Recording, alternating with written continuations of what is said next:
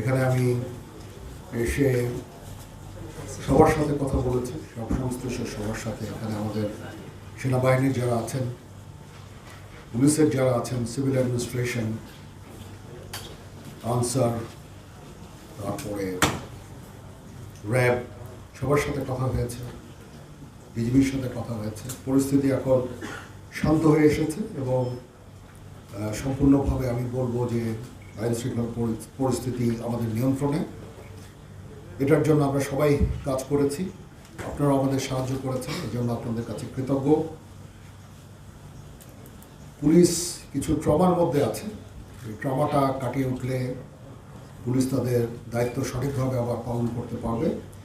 Police বিভিন্ন থানায় already কাজ শুরু করেছে, যেটা একটা ভালো জিনিস। আমরা পুলিশকে প্রোটেকশন দিয়ে যাচ্ছি। তারা সম্পূর্ণভাবে যখন কাজ কর্ম শুরু করে দিবে, যখন পরিস্থিতি আরও স্বাভাবিক হয়ে আসবে, তখন আমরা ইনশাআল্লাহ সেনানিবাসে ফেরত যাব। তো সেই পর্যন্ত আমরা থাকবো, আমরা সবার সাথে থাকবো, আপনাদের সবার সাথে থাকবো এবং একসাথে আমরা কাজ করে যাব এবং আমরা একটা সুন্দর ভবিষ্যতের দিকে সবাই আমরা যেতে চাই। একটা সুন্দর একটা পরিবেশ সৃষ্টি হয়েছে, এই দেশকে আমরা এগিয়ে নিয়ে যেতে পারবো। আমরা যদি সবাই একসাথে কাজ করি, অবশ্যই আমরা এগিয়ে নিয়ে যেতে পারবো। এখানে মাইনরিটি যে ইস্যুটা আছে, দেখলাম যে এখানে একেবারেই এরকম কোনো ঘটনা ঘটেনি। এখানে এই 8টা জেলায় এটা একটা অত্যন্ত ভালো দিক এবং এই যে এখন সুন্দর একটা পরিবেশ বজায় আছে, এটা বজায় রাখতে হবে এবং আমরা সবাই মিলে কাজ করব এবং দেশকে উন্নতির পথে নিয়ে যাবো ইনশাআল্লাহ। এই ছিল মোটামুটি আমার বক্তব্য। আপনাদের যদি কোনো প্রশ্ন থাকে, কোনো কোয়ারিজ থাকে, আপনারা করতে পারেন। আমার জানা থাকলে আমি উত্তর দেব।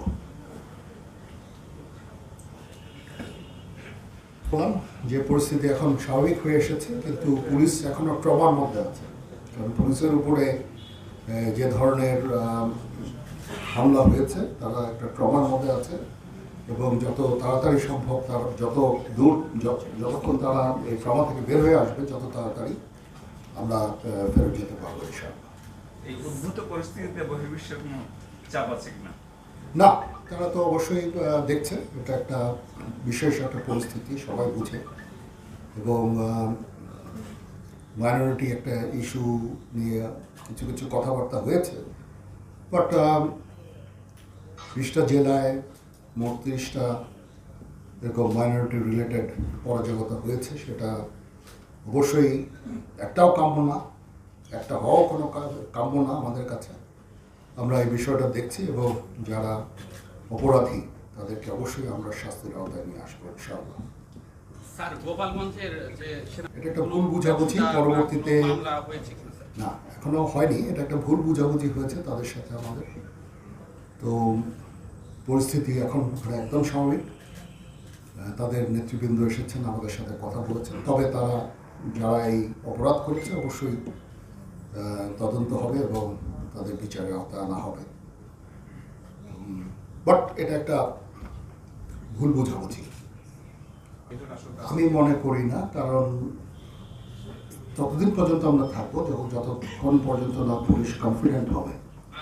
তারা যখন কনফিডেন্ট হয়ে যাবে তখনই আমরা চলে যাব এবং আমি ততদূর পর্যন্তই আমরা থাকবো, ততদিন পর্যন্ত আমরা থাকবো।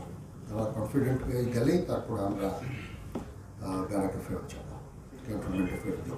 সরকারের কিছু আচ্ছা, এই জিনিসটা আমি আপনাদের পরিষ্কার করে দিচ্ছি। জিনিসটা হচ্ছে যে কারো যদি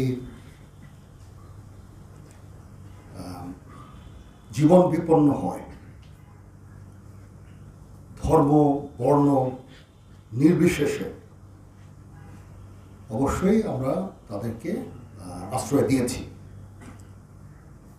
এবং তাদের বিরুদ্ধে যদি কোনো অভিযোগ থাকে, মামলা হয়, অবশ্যই তারা শাস্তির আওতায় যাবেন। কিন্তু অবশ্যই আমরা চাইবো না যে এক্সট্রা জুডিশিয়াল কোনো অ্যাকশন তাদের উপর হোক, বিচার বহির্ভূত কোনো কাজ হোক, তাদের উপরে হামলা হোক বা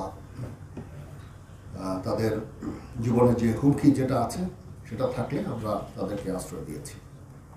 যেই হোক, যেই দলেরই হোক, যেই মতেরই হোক, যেই ধর্মের হোক, সেটা আমরা করব।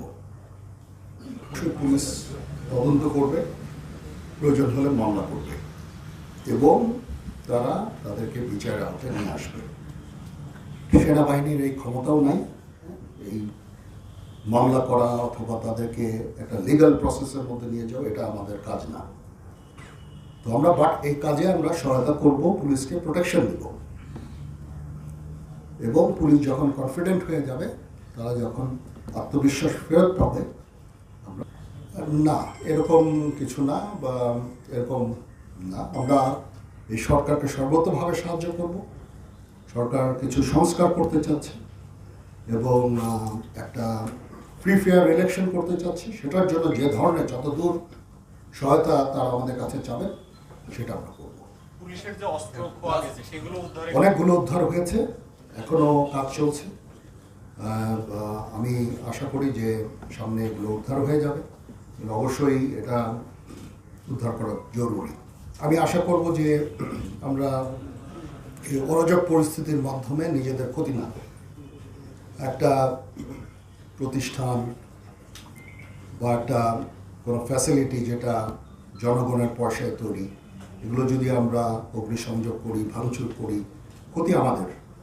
সেই দিকটা আমি নিশ্চিত সবাই খেয়াল রাখবে এবং এই সমস্ত কার্যকলাপ থেকে, ধ্বংসাত্মক কার্যকলাপ থেকে আমরা সবাই বিরত হব। ধন্যবাদ ধন্যবাদ স্যার থ্যাংক ইউ আপনারা ধন্যবাদ thank you very much thank you সবাই ভালো থাকেন। আপনাদের সাথে কথা বলে আমার ভালো লাগলো। আমি নিশ্চিত আপনাদের এই সাহায্য সহযোগিতা সবসময় আমরা পেয়ে এসেছি এবং আপনারা সবসময় আপনাদের এই যে খবরাখবর এগুলো অত্যন্ত দায়িত্বশীলতার সাথে আপনারা প্রচার করেছেন। তো সেই কাজ আপনারা করে যাবেন ইনশাআল্লাহ। সবার সহযোগিতা নিয়ে একটা শান্তিপূর্ণ পরিবেশ দেশে নিয়ে আসবেন। সবাই ভালো থাকেন।